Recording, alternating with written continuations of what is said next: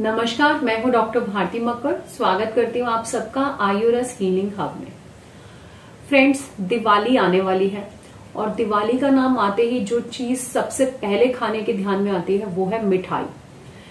सफेद दाग के रोगी भी अक्सर मेरे से मिठाई के बारे में सवाल करते हैं कि क्या सभी मिठाइयां सफेद दाग में खाई जा सकती हैं, क्या कुछ मिठाइयों का नुकसान भी है। तो आज के इस वीडियो में मैं आपको बताऊंगी कि कौन सी मिठाइयां हैं जो सफेद दाग में फायदा करती हैं, कौन सी खाई जा सकती हैं और कौन सी ऐसी हैं जो नुकसान करती हैं और सफेद दाग में नहीं खानी चाहिए, ताकि इस वीडियो को समझकर आप अपनी दिवाली खुशियों के साथ मना सके और ऐसी मिठाइयों का भरपूर मजा ले सके जो सफेद दाग में फायदा करती हैं। आइए शुरू करते हैं।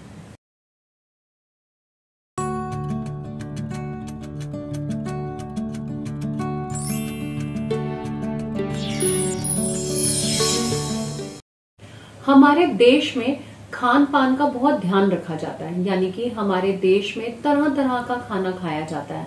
भारत देश जो है अपने खान पीन के लिए मशहूर है और तभी यहाँ के लोग भी खाने पीने की बहुत शौकीन हैं। यही चीज हमें मिठाइयों में भी मिलती है। बहुत तरह की मिठाइयां भारत में बनाई जाती हैं और खाने में इस्तेमाल की जाती हैं। ऐसे में कौन सी मिठाई सफेद दाग के रोगी खा सकते हैं, या कुछ ऐसी मिठाइयां भी हैं कि सफेद दाग के रोगी उन्हें खाएं और उन्हें फायदा मिले। तो यही समझाने के लिए आज मैंने मिठाइयों को 3 कैटेगरीज में डिवाइड किया है। इसमें पहली कैटेगरी है बेनिफिशियल मिठाइयां, ऐसी मिठाइयां जो आप अगर खाएंगे आपको उनसे बेनिफिट मिलेगा। नंबर 2, ऐसी मिठाइयां जो बहुत नुकसान नहीं करती परंतु रोज रोज खानी भी नहीं चाहिए, तो उनका सेवन आप कभी कभार कर सकते हैं। और नंबर 3, ऐसी मिठाइयां जो कि बिल्कुल रिस्ट्रिक्टेड है, जिनका सेवन कभी नहीं करना चाहिए। तो सबसे पहले बात करते हैं बेनिफिशियल मिठाइयां। बेनिफिशियल मिठाइयां वो मिठाइयां होंगी जिसके अंदर ना तो कोई ऐसी चीज डली होगी जो सफेद दाग में मना होता है, जैसे कि खट्टा मना होता है, मैदा मना होता है, बल्कि उनके इंग्रेडिएंट्स में ऐसी चीजें होंगी जो सफेद दाग में खाने के लिए बताई जाती हैं। तो जो चीजें सफेद दाग में खाने के लिए फायदा करती हैं, अगर आप उनको मिठाइयों के रूप में भी खाते हो तो आपको कहीं ना कहीं फायदा तो जरूर मिलेगा। ऐसी मिठाइयां कौन सी हैं, अब मैं उनके नाम बताती हूँ। उनमें सबसे पहले है बेसन की चीजें। बेसन की मिठाइयों में आते हैं जैसे बेसन के लड्डू, बेसन की बर्फी, मोतीचूर के लड्डू, बूंदी के लड्डू या फिर सोन पापड़ी। इसके अलावा आप हलवा बना सकते हैं, जिसमें आप गाजर का हलवा बना सकते हैं, गाजर सफेद दाग के लिए फायदा करती है। लौकी का हलवा बना सकते हैं। आप आटे और सूजी का हलवा भी इस्तेमाल कर सकते हैं। इसके अलावा ड्राई फ्रूट की मिठाइयां जैसे कि बादाम की बर्फी आजकल मिलती है, बादाम सफेद दाग में अच्छे होते हैं। काजू कतली बहुत फेमस मिठाई है, सब लोग पसंद भी करते हैं। काजू में भी कॉपर की क्वांटिटी बहुत ज्यादा मात्रा में होती है, तो आप उसका भी इस्तेमाल कर सकते हैं। इसके अलावा तिल के लड्डू भी मिलते हैं। तिल भी मैंने आपको कई बार बताया है, स्पेशली काले तिल सफेद दाग में बहुत फायदा करते हैं। आप उसके लड्डू दिवाली के बाद भी रोज एक खा सकते हैं। और कुछ ऐसी मिठाइयां भी हैं जो ज्यादा फायदा तो नहीं करती लेकिन नुकसान भी बिल्कुल नहीं पहुंचाती। आप उन मिठाइयों का सेवन कर सकते हैं, जैसे आप खोया की मिठाइयां ले सकते हैं। बहुत लोग समझते हैं कि दूध से बनी हुई चीजों की मिठाई सफेद दाग में बिल्कुल नहीं खा सकते, ऐसा बिल्कुल नहीं है। जब दूध ही अलाउड है सफेद दाग में तो उससे बनी मिठाइयां भी अलाउड है। तो आप बर्फी का सेवन कर सकते हैं, खोए से बनी और मिठाइयों का सेवन कर सकते हैं। आप नारियल की बर्फी का सेवन कर सकते हैं, वो भी बहुत फायदा करती है। तो इस तरह से ये लिस्ट मिठाइयों की जो मैंने बताई, इनका इस्तेमाल आप रोज कर सकते हैं, डेली कर सकते हैं और त्योहार का मजा आराम से ले सकते हैं।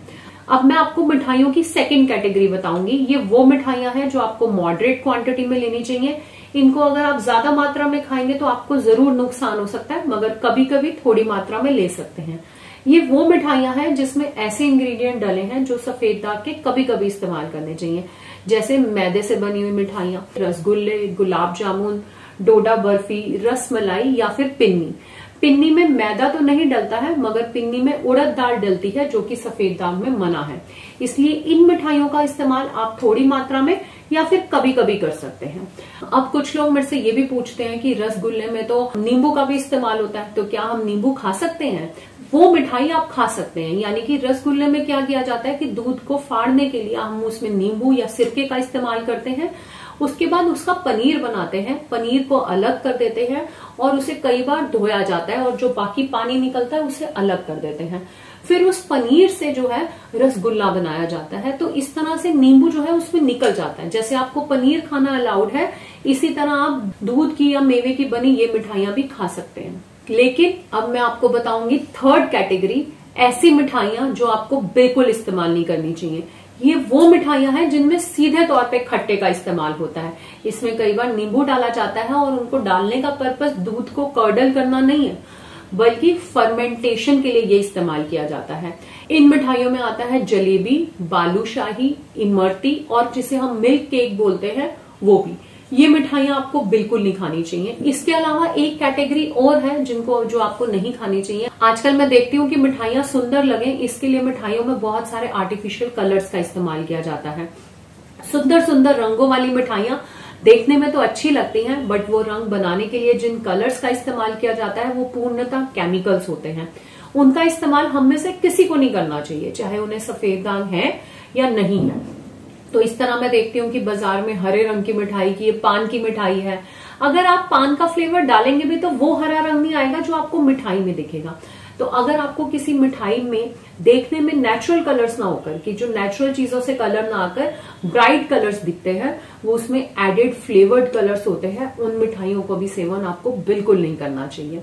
तो इस तरह से अगर आप इन बातों का ध्यान रखेंगे और समझ पाएंगे कि कौन सी मिठाई आपको खानी है और कौन सी नहीं, तो आप आराम से अपने फेस्टिवल्स का मजा ले सकते हैं। मिठाई खाकर आप ल्यूकोडर्मा में भी रिकवरी ला सकते हैं। और घर में अगर आप मिठाई बनाने के शौकीन हैं, तो जैसे बेसन की मिठाई है, आजकल लोग मेथी की भी मिठाई बनाने लगे हैं, या तिल के लड्डू हैं, इनका इस्तेमाल आप दिवाली के बाद भी सर्दियों में कर सकते हैं, जिससे कि आपकी इम्यूनिटी भी बढ़ेगी और आपके सफेद दाग भी जल्दी से जल्दी ठीक होंगे। अगर आपको आज का वीडियो अच्छा लगा तो वीडियो को लाइक करें, ज्यादा से ज्यादा लोगों तक ये नॉलेज पहुंचे इसके लिए आप वीडियो को शेयर करें और मेरे चैनल को सब्सक्राइब करना ना भूलें। मिलते हैं अगले वीडियो में, तब तक के लिए धन्यवाद।